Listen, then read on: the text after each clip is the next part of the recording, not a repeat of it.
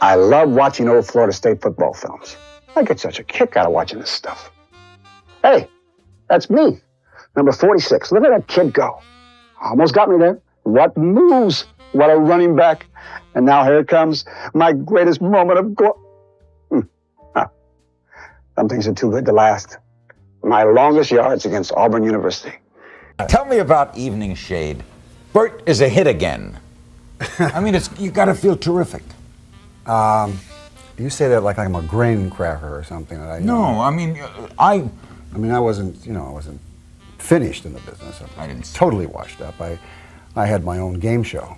CNN is now confirming that actor Burt Reynolds has died at the age of 82. Here's a look back at his life. Burt Reynolds was the epitome of rugged masculinity, charm, and undeniable on-screen charisma. He quickly became one of Hollywood's biggest stars, cementing his place in pop culture during the 1970s and 1980s with a series of hit films like Smokey and the Bandit, The Longest Yard, and Hooper.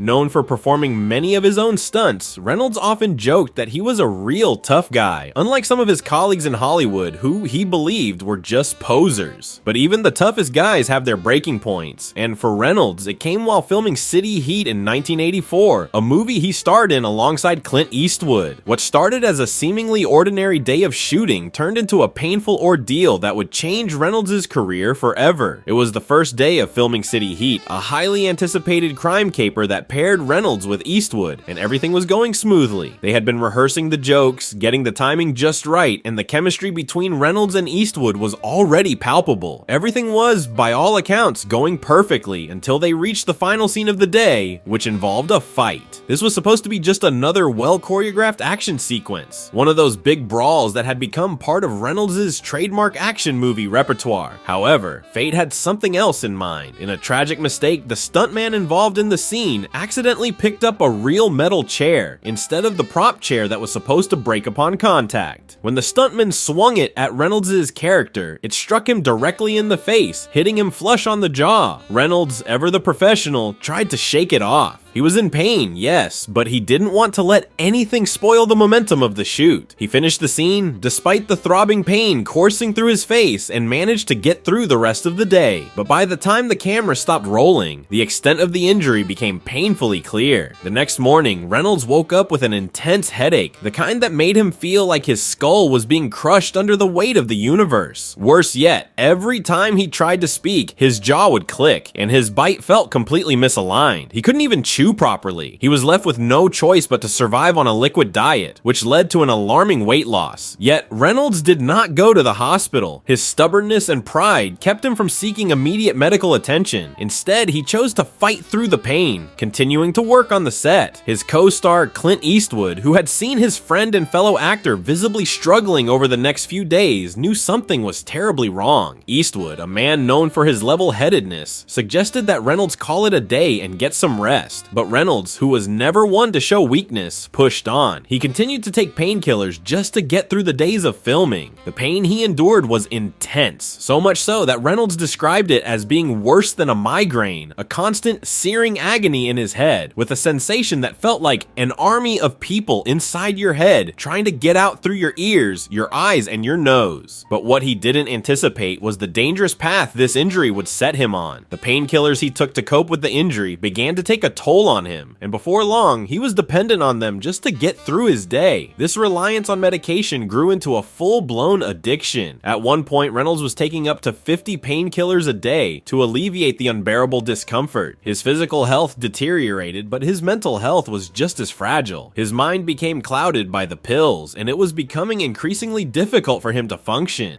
You know, I was always trying to be a hit back then. On the football field, off the football field, wherever. Maybe you're trying to be a hit now, too. There's no easy way. You got to work for it. I'll tell you one thing. Drugs is not the answer. Not then, not now. I've seen it all too often in this business and sports with teenagers. Nobody ends up a winner with drugs. It takes guts to be a winner. And when you reach your goal, it's great to know that you did it on your own. After all, you can't be a hit when you're high.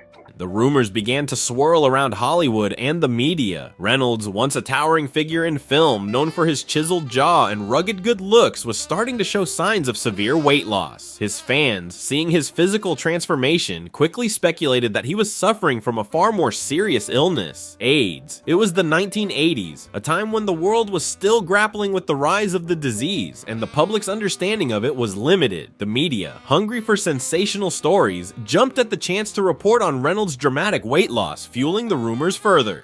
But despite the rumors, Reynolds refused to get help. He was determined to maintain his image as a tough guy, even if it meant sinking deeper into addiction. For years, he continued to battle the effects of the injury and the addiction, all while trying to keep it a secret from the public. He didn't want to be portrayed as a drug addict, which he feared would have a devastating effect on his career. The pressure of keeping his struggle hidden only worsened his situation, and eventually it became clear that Reynolds' physical and mental health were deteriorating at an alarming rate.